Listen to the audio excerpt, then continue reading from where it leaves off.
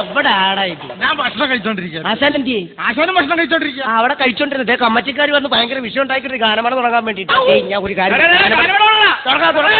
നമുക്കൊരു കാര്യം ആശം വരുന്നതിന് മുമ്പ് നമുക്ക് സൗണ്ട് സാധകം ചെയ്ത് നമ്മുടെ സൗണ്ട് ടെസ്റ്റ് ചെയ്ത് ഓക്കെ സാധകം ചെയ്യാം. തുടങ്ങിയേക്കാം. ഓക്കെ തുടങ്ങിക്കോ.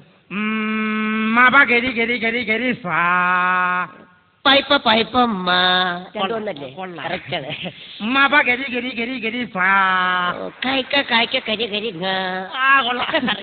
ഗരി ഗരി ഗരി ഗരി സാ പായിപ്പ ആനയാടും കൂടി എന്താ ഇവിടെ കിടന്ന് കാണിക്കണം? ഞങ്ങളൊരു സാധനം ചെയ്തതാ. സാധനം ചെയ്താ? അല്ല സാധകം. ഇടാ വൃത്തികെട്ടവനെ സാധകം ചെയ്യരുത്. സാധകം ചെയ്യുന്ന എത്ര പ്രാവശ്യം പറഞ്ഞു തന്നെ. അതെന്താ? ഇടാ സാധകം ചെയ്താ മരിച്ചു പോകും.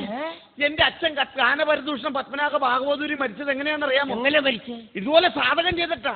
ആ മോഹൻലാൽ ഒറ്റൊരുത്തൻ കാരണം എന്റെ അച്ഛൻ മരിച്ചു. നമ്മുടെ സൂപ്പർ സ്റ്റാർ മോഹൻലാൽ. അതെങ്ങനെ മരിച്ചു? എടാ എന്റെ അച്ഛൻ കർണാടക സംഗീത പാഠം തലക്ക് പിടിച്ച് തലക്ക് പ്രാന്തായിട്ട് തെക്ക് വടക്ക് ഓടി നടക്കുന്ന സമയം. ഈ സമയത്താണ് മോഹൻലാൽ 6-ാം നമ്പർ സിനിമ അഭിനയിക്കുന്നത്. അതിന് മോഹൻലാൽ ഒരു ഡയലോഗ് പറയണ്ടല്ലോ, സംഗീതം പഠിക്കണമെങ്കിൽ സിംഹത്തിന്റെ മടയിൽ പോണം. ഇത് കേട്ട വഴി എന്റെ അച്ഛൻ എണീറ്റത് ഒറ്റ ഓട്ടായിരുന്നു. എങ്ങോട്ട്? നേരെ സിംഹത്തിന്റെ മടിയിൽ പോയി. മടിയിലല്ലോ മടയിലല്ലേ. മടയിലാ പോണ്ട, അച്ഛൻ കയറി മടിയിലായിരുന്നത്. സിംഹം പൊറോട്ട കീറുമ്പോൾ 5-6 കീറും. അവിടുന്ന് നേരെ എണീറ്റ് ഒറ്റ ഓട്ടാ നേരെ ഗുരുവിന്റെ മുമ്പിൽ ചെന്നു. ഗുരുവിന്റെ മുമ്പിൽ ചെന്നപ്പോഴത്തേക്കും ഗുരു മുണ്ട് മടക്കി കുത്തിട്ട് ഒറ്റ ചോദ്യ, ദക്ഷിണ വലിയ ഇരിപ്പുണ്ടോ? എന്റെ അച്ഛനല്ലേ 5 പൈസ. അവസാനം ഗുരുവിന് ദേഷ്യം കയറിയപ്പോ ഗുരു തമിഴിലൊരു ഒറ്റ ഡയലോഗ്,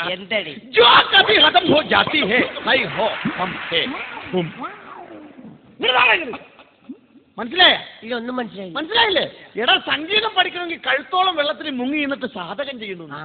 എവിടെ ഗോളിയാറിൽ അവിടെ കുളിക്കാൻ വെള്ളമുണ്ടോ? പുഴയില് വെള്ളമുണ്ടോ? കിണറ്റില് വെള്ളമുണ്ടോ? കണ്ണില് വെള്ളമുണ്ടോ? അവസാനം ഒരു ബക്കറ്റ് വെള്ളം കിട്ടി. ഈ ഒരു ബക്കറ്റ് വെള്ളത്തിൽ എങ്ങനെ കഴുത്തോളം മുങ്ങിക്കണം? എങ്ങനെ മുങ്ങിക്കും? എന്റെ അച്ഛൻ എന്നെക്കായും ബുദ്ധിയുള്ളവനാ. അച്ഛൻ എന്ത് ചെയ്ത് ഈ ഒരു കുടം ഈ ബക്കറ്റ് വെള്ളത്തിൽ തല അങ്ങോട്ട് കുത്തിയിട്ട് കാലും പൊക്കി അച്ഛൻ 1 മണിക്കൂർ അങ്ങോട്ട്. അവസാനം 1 മണിക്കൂർ കഴിഞ്ഞ് പൊക്കി നോക്കിയപ്പോ സാധകം ചെയ്യാൻ നിന്ന് അച്ഛൻ സാധനം കാലിയായി. മോഹൻലാലിന് എന്റെ കൈ കിട്ടും, അന്ന് ഞാൻ ശരിയൊക്കെ കൊടുത്തോളാം.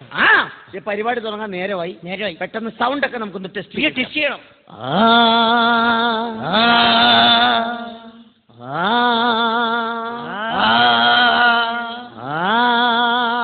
അല്ലേ ഇതെന്തോ സംഭവം?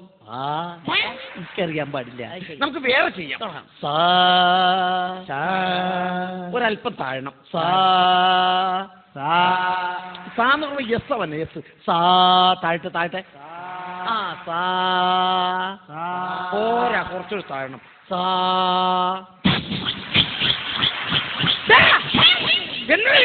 ഇന്നിട്ടാണെങ്കിൽ പിക്കാസിട്ട് കുടിക്കണം.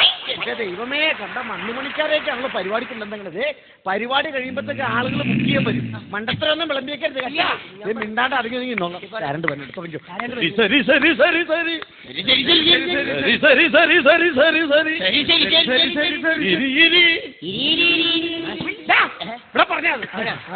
ആശാനെ നമസ്കാരം. നമസ്കാരം.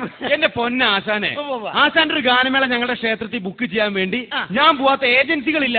ഇവിടെ വന്ന പോലെ എന്റെ ആശാന്റെ വീട്ടിൽ ചെന്നപ്പോ പിന്നെ ചേച്ചിയാ പറയുന്നേ, ഇന്ന് ഈ ക്ഷേത്രത്തിൽ ആശാന്റെ വലിയ ഗാനമേള ഉണ്ടെന്ന്. അടിപൊളി ഗാനമേള. ഈ ജനങ്ങളൊക്കെ വന്നിരിക്കണ്ട ഗാനമേള കേൾക്കാനായിട്ട്. ഇവരൊക്കെ ആരാ? ഇതെന്റെ ശിഷ്യന്മാരാ. ഓ അത് ശരിയാ. ഞാൻ പാടും, ഇവര് രണ്ടുപേരും ആടും. ഓ ആട്ടം ഉണ്ടല്ലേ? പിന്നെ അതാണ് ഞങ്ങളുടെ ഗാനമേള വെറൈറ്റി. അതെ, ഇപ്പോഴത്തെ ട്രെൻഡ് അതാണല്ലോ, പാട്ടും ആട്ടവും കൂടെ. പിന്നെ എങ്ങനെ ഇന്നലെ പരിപാടി ഉണ്ടായിരുന്നോ? ഇന്നലെ പരിപാടി ഉണ്ടായിരുന്നോ? എന്താ ചിരിക്കുന്നേ? ഇന്നലെ 2 പരിപാടിയില്ലായിരുന്നോ? ഡബിളാ? ആദ്യത്തെ പരിപാടി കമ്മിറ്റിക്കാർ തുടങ്ങാൻ പറഞ്ഞത് 9 മണിക്കാ. തുടങ്ങിയപ്പോ 10 ആയി, 11 ആയി, 12 ആയി. എന്തിനു പറയണ, അവസാനം 1 ആയി. അതെ, കാണാൻ ഒരാൾ മാത്രം. വേണ്ട. എന്നിട്ട് രണ്ടാമത്തെ പരിപാടി തീർന്നപ്പോഴേക്കും കോഴി കൂവി. കോഴിക്കും വിവരം വെച്ച് തുടങ്ങിയല്ലോ.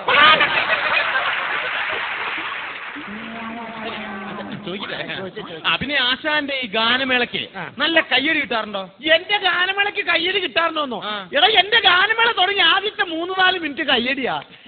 പിന്നെ കൈ കൊണ്ടാണോ, കാലുകൊണ്ടാണോ, മടലുകൊണ്ടാണോ, എന്തൊക്കെ കൊണ്ടാ അടിക്കണെന്ന് ഒരു വഴിയില്ല. അപ്പോഴേക്കും ബോധം പോവും.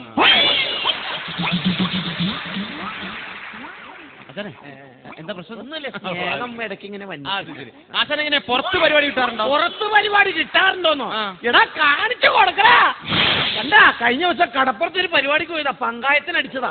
ഞാനത് എവിടെയാ എന്റെ ആശാൻ അതല്ല. ആശാന് ഗാനമേള കൂടുതൽ ഔട്ട്ഡോർ ആണോ ഇൻഡോർ ആണോ? എനിക്ക് ഗാനമേള കൂടുതലും ഇൻഡോർ. ഔട്ട്ഡോർ ആണോ ഇൻഡോർ ആണോ? ആശാൻ ഔട്ട്ഡോർ എന്ന് പറഞ്ഞു കഴിഞ്ഞാൽ മറ്റേ പ്ലാസ്റ്റിക്കിന്റെ ഡോർ, മറ്റേത് മരത്തിന്റെ. അതെ, ആശാന്റെ ശിഷ്യൻ തന്നെ. ആശാനെ പ്ലാസ്റ്റിക്കും മരമൊന്നും അല്ല. ഔട്ട്ഡോർ എന്ന് പറഞ്ഞാൽ നമ്മൾ ഈ മൈതാനങ്ങളൊക്കെ നടന്ന പരിപാടി ഉണ്ടല്ലോ. ഇൻഡോർ എന്ന് പറഞ്ഞാൽ അടച്ചുപൂട്ടിയ പരിപാടി, ഓഡിറ്റോറിയം പരിപാടി. എനിക്ക് കൂടുതലും ഔട്ട്ഡോർ പരിപാടിയാണ്. എന്താണെന്ന് അറിയാൻ പാടില്ല, പരിപാടി അങ്ങോട്ട് തീരുമ്പോഴേക്കും ഇൻഡോർ ആയി പോകും. എന്താ? ഈ കമ്മറ്റിക്കാർ പിടിച്ച് പൂട്ടിയിടും. അതാണ്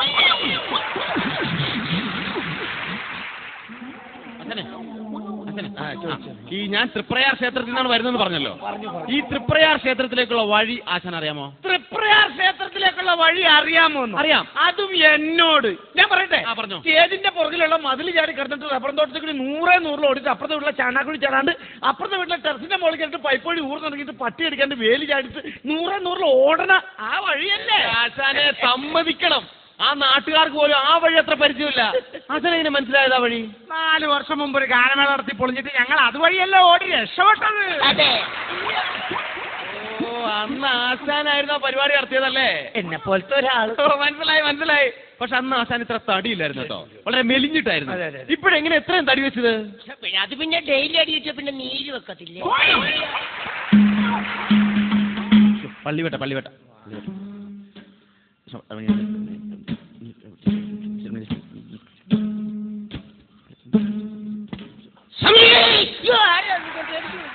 മനുഷ്യനെ പേടിപ്പിക്കുന്ന ഈ തൃപ്രയാർ എന്ന് പറഞ്ഞത് മൊത്തം നല്ല അടിപൊളി ചെറുപ്പക്കാരുള്ള സ്ഥലമാണ്. അറിയാലോ അല്ലേ? അത് ആശാന് ശരിക്കും ബോധ്യം ഉണ്ടായിരുന്നു. അപ്പൊ അതുകൊണ്ട് തന്നെ ഇപ്പോഴത്തെ ലേറ്റസ്റ്റ് പുതുതായ ഹിറ്റ് പാട്ടുകളൊക്കെ പാടണം. ഞാൻ പാടുമല്ലോ. അപ്പൊ എന്റെ ഒരു സജഷൻ ഞാൻ പറയാം. ഒരു ഉഗ്രം പാട്ടുണ്ടല്ലോ ഇപ്പൊ ഇറങ്ങിയത്. ഏതാണ്? ലജ്ജാവതിയെ നിന്റെ കള്ളക്കാട കണ്ണിൽ, ലജ്ജാവതിയെ നിന്റെ കള്ള ചെണ്ടത കേക്കണത് കൊള്ളാല്ലേ? എഞ്ചിന് കൊള്ള.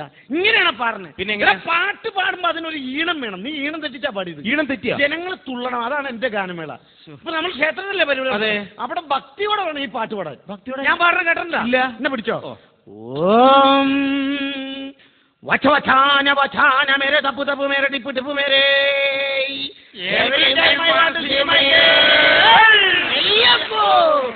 ലജ്ജാവതിയെ നിന്റെ കള്ളക്കട്ട കണ്ണിൽ ഭയമ്പൂവോ താമരക്കാരോ താനേ ലജ്ജാവതിയെ നിന്റെ കള്ളക്കട്ട കണ്ണിൽ പൂവോ. ഇത് ഗാനമേള തന്നെയാണത്. എന്റെ അമ്മച്ചേനെ കെട്ടിട്ട് ഇതാണ് ഗാനമേള. ഞാൻ പാടും, ഇവർ രണ്ടുപേരും ആടും. എന്റെ ആശാന സംഗീതം എന്താണെന്ന് അറിയാമോ? സംഗീതം എന്താണെന്ന് അറിയാമോ? എടാ, ഈ സംഗീതം എന്ന് പറഞ്ഞാൽ എന്താണ്? അറിയാൻ പാടില്ല. എന്താണ് അല്ല എന്താണ് ഇവിടെ അറിയില്ല. സംഗീതം എന്ന് പറഞ്ഞാൽ വലിയ ഒരു തെങ്ങാണ്. തെങ്ങോ? അതെ. ഈ സംഗീതമാകുന്ന തെങ്ങിലേക്ക് രാഗമാകുന്ന തളപ്പിട്ട് നമ്മളിങ്ങനെ കേറിപ്പോണം. എന്നിട്ട് മോളിൽ ചെന്നിട്ട് സ്വരമാകുന്ന തേങ്ങയും താളമാകുന്ന കൊതുമ്പ് കോഞ്ഞാറ്റം പറിച്ച് താഴേക്കിടണം. എന്നിട്ട് 2 തേങ്ങ എടുത്തുകൊണ്ട് വീട്ടിലേക്ക് പോകും. അപ്പൊ തെങ്ങേറ്റായിരുന്നു പണി. പണി അവർക്ക് മനസ്സിലായില്ലേ? പക്ഷേ ഈ തെങ്ങി കേറാൻ വല്ല ബുദ്ധിമുട്ടുണ്ടോ? തെങ്ങി കയറാൻ ഒരു ബുദ്ധിമുട്ടുമില്ല. തെങ്ങിന്ന് വീണ് കഴിഞ്ഞാൽ എണീറ്റ് പോകാൻ ഒരിക്കലും ബുദ്ധിമുട്ട്. അതെ, ആശാനും ശിഷ്യന്മാരും തെങ്ങേറ്റത്തിന്റെ കാര്യം നിർത്തി. ഞാൻ കാര്യം ചോദിച്ചോട്ടെ ആശാനെ, ആശാൻ എന്നും പരിപാടി ഉണ്ടോ? എന്നും പരിപാടി ഉണ്ടോന്നോ? എടാ, ഇന്നൊരു പരിപാടി ഞാൻ പിടിച്ചു കഴിഞ്ഞാൽ ഈ ആഴ്ചയിൽ 6 ദിവസം ഞാൻ പിന്നെ പരിപാടിയേ പിടിക്കൂല. എന്താ? അതുവരെ ആശുപത്രിയിലായിരിക്കും.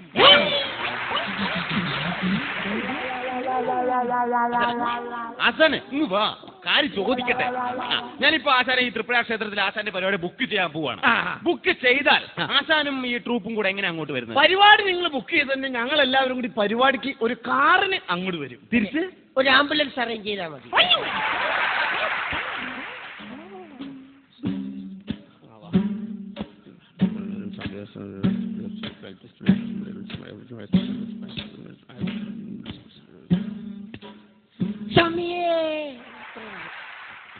അച്ഛനെ, ഈ ചെറുപ്പക്കാരെന്ന പോലെ തന്നെ കുറച്ച് പ്രായമായ ആൾക്കാർ ഞങ്ങളുടെ ദേശത്തുണ്ട്. വയസ്സായ ആള്. അതെ, അപ്പൊ അതുകൊണ്ട് തന്നെ കുറച്ച് പഴയ സെമി ക്ലാസിക്കൽ ഗാനമായാലും കുഴപ്പമില്ല. തീർച്ചയായിട്ടും പാടും. ഏത് പാട്ട് വേണം?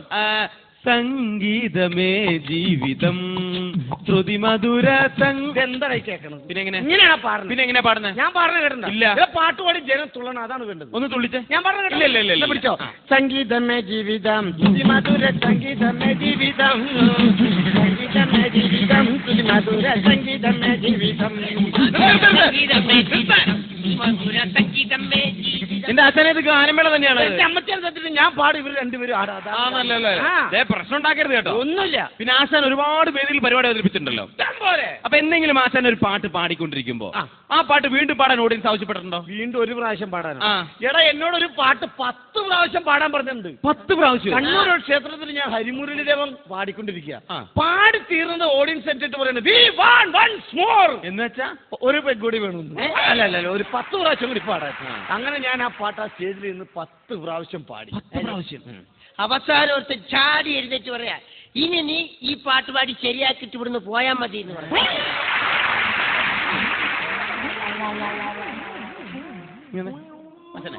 ഞാൻ വേറൊരു കാര്യം കൂടെ ചോദിച്ചോട്ടെ. ആശാൻ ഒരുപാട് വേദിയിൽ പരിപാടി അവതരിപ്പിച്ചു. ഇതുവരെ ആശാന്റെ ഈ സംഗീത ജീവിതത്തിൽ ആശാന് മറക്കാനാവാത്ത എന്തെങ്കിലും അനുഭവം ഉണ്ടായിട്ടുണ്ട്? മറക്കാനാവാത്ത അനുഭവം ഉണ്ടായിട്ടെന്ന് വെച്ചാൽ തിരുവല്ല ഒരു ദേവീക്ഷേത്രത്തിൽ ഞാൻ ഗാനമേള നടത്തുക. ഞാൻ ഗാനമേള ഒരു ഫസ്റ്റ് ഭക്തിഗാനുണ്ട്. ഞാൻ അതങ്ങോട്ട് പാടി തീർന്നപ്പോഴേക്കും ഒരു 10-25 കമ്മിറ്റിക്കാർ ഓടി സ്റ്റേജിലേക്ക് കയറിവിട്ട് എന്നെ എടുത്തങ്ങോട്ട് പൊക്കി. ആശാനോടുള്ള ആരാധന മൂത്തുകൊണ്ടായിരിക്കും. അങ്ങനെ തന്നെ പൊക്കി എടുത്ത് സ്റ്റേജിൽ നിന്ന് ഇറക്കി കൊണ്ടുപോയിട്ട് ക്ഷേത്രത്തിന് മുമ്പിലുള്ള വിഗ്രഹത്തിന്റെ മുമ്പിൽ കൊണ്ട് അങ്ങോട്ട് നിർത്തി. അവിടുത്തെ ദേവി എന്ന് പറഞ്ഞാൽ നല്ല ശക്തിയുള്ള ദേവിയാണ്. ആ ദേവിയുടെ അനുഗ്രഹം മുഴുവൻ ആശാന് വാങ്ങിച്ചു തരാനായിരിക്കും. അവിടെ നിർത്തി സത്യം ചെയ്യിച്ച്, സത്യം ചെയ്യും, മേലാൽ ഈ വക പരിപാടിയായിട്ട് നടക്കൂല എന്നും ഈ പ്രദേശങ്ങളിലെങ്ങും ഈ ജന്മത്ത് വരൂല എന്നും പറഞ്ഞ് സത്യം ചെയ്യിച്ച് 125 ഹെക്ടർ ജയിച്ചു. 125 150 ഏത്തിട്ട് തിരുവനന്തപുരം ക്ഷേത്രത്തിലാണ്. തിരുവനന്തപുരത്ത് കമ്മിറ്റിക്കാർ പള്ളക്കിട്ട് കുത്തുമല്ലായിരുന്നു ആശാനെ. അപ്പൊ എന്നെ ഏത് സ്റ്റേജിൽ ഏത് ക്ഷേത്രത്തിൽ എന്നെ മണ്ണി കുഴിച്ചിട്ടത്? മണ്ണി കുഴിച്ചത് 135 ഏത്ത. അത് ഞാൻ പറയാനുള്ള പറയുടെ കണക്ക്. അതെ ഇങ്ങനെ വന്നു. ഈ പള്ളിവേട്ട കഴിഞ്ഞതല്ലേ, പിന്നെ എന്തിനാ ഈ സാധനം കൊട്ടിക്കൊണ്ട് ഇങ്ങനെ നടക്കുന്നത്? പുള്ളിയുടെ ഒരു 50 രൂപ പോയി, ഞങ്ങളത് തപ്പുവാ.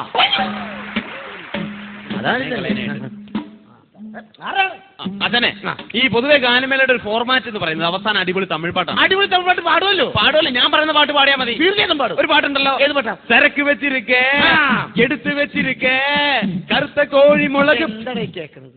നീ ഈണം തെറ്റിച്ച് പാടില്ല. പാടുന്ന മര്യാദയ്ക്ക്. ജനം എങ്ങനെയാ പാടുന്നത്? ജനം തുള്ളണം. അതാണ് ഗാനം. തുള്ളിച്ച് ഞാൻ പറഞ്ഞിട്ടില്ല. ചരക്ക് വെച്ചിരിക്കേ ചരക്ക് വെച്ചിരിക്കേ കോഴി മുളക് പൊട്ട് കോഴി മുളക് പൊട്ട് ഇതാണ് ഗാനമേള. ഇതെന്ത് ഗാനമേള ഇത്? മകരവിളക്കിന്റെ അന്ന് ഫോട്ടോ വെച്ച് ചന്ദനത്തിരി പന്തലൊക്കെ കെട്ടി. പന്തല് ഈ ചെറിയ ജാസൊക്കെ വെച്ച് കൊട്ടി. എടാ മരമാക്രി, അതിന്റെ പേര് ജാസ് എന്നല്ല, അതാണ് ഉടുക്ക്. ജാസിന്റെ പേര് മാറ്റില്ല. അയ്യടാ ജാസ് ഈ വക പരിപാടിയുടെ പേരാണ് ശാസ്താംപാട്ട്. മനസ്സിലായ? ഗാനമേളയുടെ പേര് മാറ്റുന്നത്.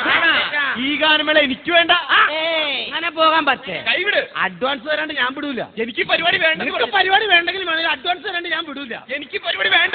എന്റെ അടുത്ത് ആര് വന്നിട്ടുണ്ട് അവരോട് അഡ്വാൻസ് മേടിച്ച ചരിത്രം എന്റെ അച്ഛനും അപ്പൂപ്പനൊക്കെ ഉള്ളൂ. നീ മേടിക്കുമല്ലേ? ഞാൻ അഡ്വാൻസ് മേടിക്കും. ഞാൻ മേടിക്കുമല്ലേ?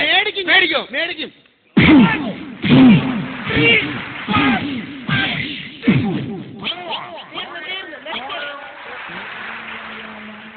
സന്തോഷമായി.